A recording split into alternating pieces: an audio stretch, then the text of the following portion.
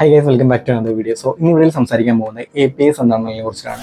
API എന്നുള്ള word നിങ്ങൾ ഒരു IT ബാക്ക്ഗ്രൗണ്ടിലാണെങ്കിൽ, ടെക്നിക്കൽ ബാക്ക്ഗ്രൗണ്ട് ഇല്ലാത്ത ഒരാളാണെങ്കിൽ കൂടി നിങ്ങൾ ഓൺലൈനിൽ പല വീഡിയോസും പല ആപ്ലിക്കേഷൻസും ഒക്കെ യൂസ് ചെയ്യുന്ന സമയത്തോ അല്ലെങ്കിൽ നോക്കുന്ന സമയത്തോ അല്ലെങ്കിൽ വീഡിയോസ് കാണുന്ന സമയത്തോ നിങ്ങൾ കേട്ടിട്ടുണ്ടാവും ഈ ഒരു API എന്ന് പറയുന്ന കീവേഡ്. അപ്പോൾ എന്താണ് ഈ API എന്നുകൊണ്ട് മീൻ ചെയ്യുന്നത്, എന്താണ് ഈ API, ഇതിൻ്റെ വർക്കിംഗ് എന്താണ് അതുകൊണ്ട് ഉദ്ദേശിക്കുന്നതിനെ പറ്റിയിട്ടാണ് ഇന്ന് വീഡിയോയിൽ പറയാൻ പോകുന്നത്. വീഡിയോയിലിട്ട് കിടക്കാം.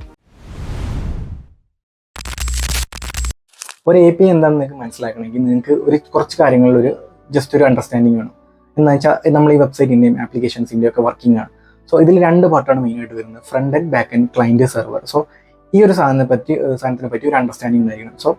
ക്ലയൻറ്റ് എന്ന് പറയുന്നതാണെങ്കിൽ നമ്മളെ മൊബൈലിലോ അല്ലെങ്കിൽ ലാപ്ടോപ്പിലോ എവിടെയാണെങ്കിലും നമ്മൾ യൂസ് ചെയ്യുന്നത്, നമ്മൾ കാണുന്ന, നമ്മൾ ഇൻട്രാക്ട് ചെയ്യുന്ന ഭാഗമാണ് ക്ലയൻറ്റ് സൈഡ് എന്ന് പറയുന്നത്.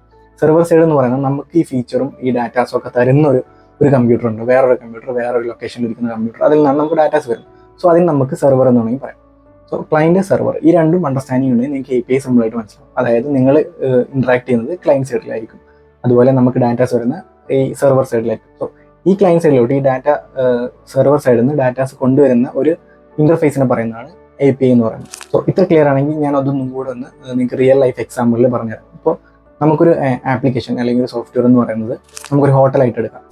അപ്പോൾ അതിൽ നമ്മൾ കസ്റ്റമേഴ്സ് ഇരിക്കുന്ന ടേബിൾസും കാര്യങ്ങളും നമുക്കൊരു ക്ലയൻറ്റ് സൈഡ്, അതായത് നമ്മളെ ക്ലയൻറ്റ് സൈഡാണെന്ന് പറയാം. അതിൽ കിച്ചണും അതുപോലെ ഫുഡ് ഉണ്ടാക്കുന്നതൊക്കെ നമുക്ക് സെർവർ സൈഡ് എന്ന് പറയാം.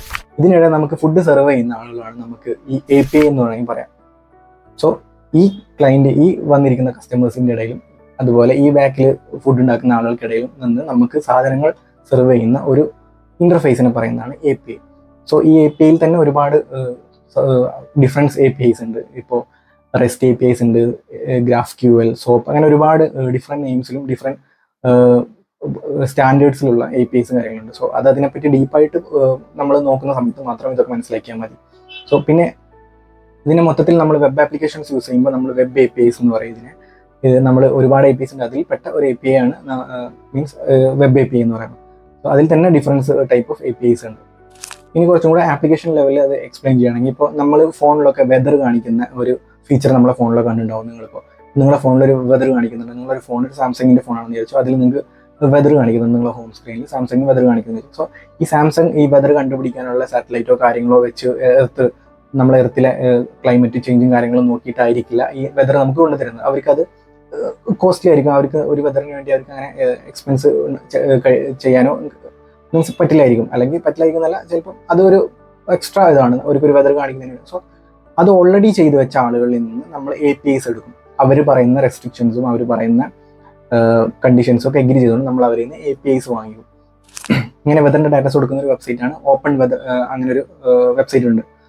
അതിൽ നിന്ന് നമുക്ക് APIs വാങ്ങിക്കാൻ നമുക്ക് വെതർ ഡാറ്റാസ് നമ്മുടെ വെബ്സൈറ്റിലോ നമ്മുടെ ആപ്ലിക്കേഷനിലോ നമുക്ക് ഇൻ്റഗ്രേറ്റ് ചെയ്യാൻ പറ്റും. APIs വാങ്ങിക്കുക എന്ന് പറയുമ്പോൾ അവരുടെ സെർവറിനകത്ത് നിന്നുള്ള ഡാറ്റാസ് എടുക്കാൻ നമുക്ക് അവർ പെർമിഷൻ തരും. അതിന് അവർ നമുക്കൊരു കീ പ്രൊവൈഡ് ചെയ്യും. മെയിൻലി അവരുടെ ഒരു സ്പെസിഫിക് ഒരു API റിക്വസ്റ്റ് നമുക്ക് യൂസ് ചെയ്യാൻ പറ്റും അവർ പറയുന്ന കണ്ടീഷനിൽ. റിക്വസ്റ്റ് എന്ന് പറയുമ്പോൾ ഞാൻ ഒന്നും കൂടി ക്ലിയർ ആക്കി തരാം. ഈ റിക്വസ്റ്റും അണ്ടർസ്റ്റാൻഡ് ചെയ്താൽ നിങ്ങൾക്ക് API കുറച്ചും കൂടെ ബെറ്റർ ആയിട്ട് അണ്ടർസ്റ്റാൻഡ്. നേരത്തെ ഞാൻ പറഞ്ഞ പോലെ ക്ലയൻറ്റും സെർവറും ഉണ്ട്. ഇപ്പോൾ ഞാൻ ഹോട്ടലിൻ്റെ എക്സാമ്പിൾ പറഞ്ഞ പോലെ തന്നെ ഇപ്പോൾ നിങ്ങൾക്ക് അത് റിയൽ ലൈഫിൽ വരുമ്പോൾ ക്ലയൻറ്റും സെർവറിൻ്റെ ഒരു എക്സാമ്പിൾ എടുക്കുകയാണെങ്കിൽ, നിങ്ങൾ ഇവിടുന്ന് ഒരു ഡാറ്റ, ഇപ്പോൾ എൻ്റെ ചാനലിനെ പറ്റി സെർച്ച് ചെയ്യുകയാണെങ്കിൽ അല്ലെങ്കിൽ എൻ്റെ ചാനലിൽ സബ്സ്ക്രൈബ് ബട്ടൺ നിങ്ങൾ അമർത്തുകയാണെങ്കിൽ, സബ്സ്ക്രൈബ് എന്ന് പറയുന്ന ഒരു റിക്വസ്റ്റാണ് നിങ്ങൾ ഇവിടുന്ന് വിടുന്നത്. അപ്പോൾ ഈ റിക്വസ്റ്റ് ഇവിടെ പോയിട്ട് ഇവിടെ ഈ സെർവറിനകത്ത് എത്തുന്നു. ഈ സെർവർ എന്നിട്ട് സബ്സ്ക്രൈബ് ചെയ്തു എന്ന് ഇങ്ങോട്ട് റെസ്പോൺസ് തരുന്നു.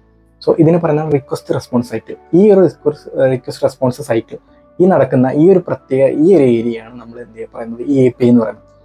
ഇവിടുന്ന് ഇപ്പോൾ നിങ്ങൾക്ക് എൻ്റെ ചാനൽ സബ്സ്ക്രൈബ് ചെയ്യാൻ പ്രത്യേകിച്ച് പെർമിഷൻ എന്ന് പറഞ്ഞാൽ നിങ്ങൾക്ക് ഒരു ഗൂഗിൾ അക്കൗണ്ട് മതി. അതാണ് നിങ്ങളുടെ പെർമിഷൻ എന്ന് പറയുന്നത്. ഞാൻ നേരത്തെ പറഞ്ഞ കേസിൽ ഓപ്പൺ വെതർ എന്ന ആപ്ലിക്കേഷൻ ഉപയോഗിച്ച് നമുക്ക് വെതർ ഡാറ്റ എടുക്കണമെങ്കിൽ അവരുടെ ഒരു കീ വേണം. അത് അവരുടെ നമ്മൾ വാങ്ങണം. ഗൂഗിളിൽ നമ്മൾ സൈനപ്പ് ചെയ്ത് സബ്സ്ക്രൈബ് ചെയ്യുന്ന പോലെയാണ് അവരുടെ ഇതിൽ സൈനപ്പ് ചെയ്ത് നമ്മൾ പേയ്മെൻറ്റ് ചെയ്തുകൊണ്ട് API കീ വാങ്ങിയിട്ട് അവരുടെ ഈ റിക്വസ്റ്റ് ചെയ്യാനുള്ള ഈ ഒരു ഇൻ്റർഫേസ് നമ്മൾ വാങ്ങിക്കുന്നത്. ഇൻ്റർഫേസ് എങ്ങനെ യൂസ് ചെയ്യണമെന്ന് കാര്യങ്ങളൊക്കെ അവർ നമുക്ക് പറഞ്ഞു തരും. അപ്പോൾ അത് ഉപയോഗിച്ച് നമ്മൾ നമ്മുടെ ആപ്ലിക്കേഷൻ അത് ഇൻ്റഗ്രേറ്റ് ചെയ്യുന്നു. നിങ്ങൾക്ക് ഈ റിക്വസ്റ്റ് മനസ്സിലാക്കണം. ഈ റിക്വസ്റ്റ് പോകുന്നു, റെസ്പോൺസ് വരുന്നു. ഇങ്ങനെ ഒരു API ഇവിടെ നമ്മൾ ഈ APIക്ക് പല മെത്തേഡ്സ് ഉണ്ടാവും.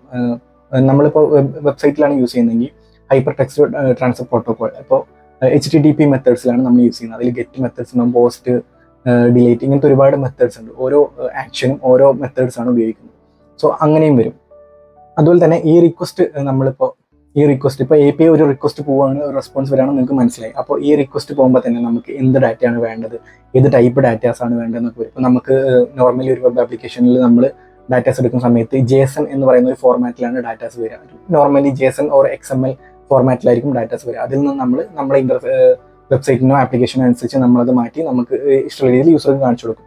അപ്പോൾ അങ്ങനെയാണ് ബേസിക്കലി ഇത് വർക്ക് ചെയ്യുന്നത്. അപ്പോൾ ഇത്രയും പറഞ്ഞാൽ നിങ്ങൾക്ക് മനസ്സിലായിരിക്കും. ഇപ്പോൾ ഒരു ക്ലയൻറ്റ് ഉണ്ടാവും, ഒരു സെർവർ ഉണ്ടാവും. ഈ ക്ലയൻറ്റ് സെർവറുമായിട്ട് കമ്മ്യൂണിക്കേഷൻ ചെയ്യാൻ ഉപയോഗിക്കുന്ന ഒരു പ്രോട്ടോകോൾ അല്ലെങ്കിൽ ഒരു ഇൻ്റർഫേസ്, ഇതിനെയാണ് നമ്മൾ API എന്ന് പറയുന്നത്. അതിൽ തന്നെ പല ടൈപ്പ് മെത്തേഡ്സ് ഉണ്ടാവും, പല ടൈപ്പ് APIs ഉണ്ടാവും. അതിൽ നമുക്ക് പല മെത്തേഡ്സ് ഉണ്ടാവും, പല പ്രോട്ടോകോൾസ് ഉണ്ടാവും, അതുപോലെ പല എൻക്രിപ്ഷൻസ് കാര്യങ്ങളുണ്ടാവും. പല APIsഉം പല രീതിയിലായിരിക്കും വർക്ക് ചെയ്യുക. ചിലത് ഒതൻറ്റിക്കേറ്റഡ് ആയിട്ട് വർക്ക് ചെയ്യണം, ചിലതിന് നമ്മൾ പേയ്മെൻറ്റ് ചെയ്തിട്ട് വർക്ക് ചെയ്യണം, ചിലതിനൊക്കെ പെർട്ടിക്കുലർ കീ വെച്ച് മാത്രമേ ഉപയോഗിക്കാൻ പറ്റുള്ളൂ. അങ്ങനെ ഒരുപാട് റെസ്ട്രിക്ഷൻസും കാര്യങ്ങളൊക്കെ ഈ APIയിൽ ഉണ്ടായിരിക്കും. സോ ബേസിക്കലി ഇതൊരു ക്ലയൻറ്റ് സൈഡിൽ നിന്ന് പോകുന്ന ഒരു റിക്വസ്റ്റും സെർവർ സൈഡിൽ നിന്ന് റെസ്പോൺസും നമുക്ക് തരാൻ വേണ്ടിയിട്ട് ഉണ്ടാകുന്ന ഒരു ഇൻ്റർഫേസ്. അത്രേ ഉള്ളൂ, സിമ്പിളായിട്ട് പറയുന്നത്. സോ വീഡിയോ നിങ്ങൾക്ക് മനസ്സിലായിരിക്കുന്നു. ചിലപ്പോൾ നിങ്ങൾക്ക് ഞാൻ പറഞ്ഞതൊക്കെ എത്രത്തോളം കൺഫ്യൂസിങ് ആയോ ഇല്ലയോ എന്ന് എനിക്കറിയില്ല. എന്നാലും നിങ്ങൾക്ക് ഏകദേശം ഒരു ഐഡിയ കിട്ടിയെന്ന് വിചാരിക്കുന്നു. സോ എന്തെങ്കിലും ഡൗട്ട് ഉണ്ടെങ്കിൽ കമൻറ്റ് ചെയ്താൽ മതി. അല്ലെങ്കിൽ ഞാൻ പറഞ്ഞതിൽ എന്തെങ്കിലും മിസ്റ്റേക്സോ കാര്യങ്ങളോ ഉണ്ടെങ്കിൽ അത് നിങ്ങൾക്ക് കമൻറ്റ് ചെയ്ത് പറയാം. So thank you for watching.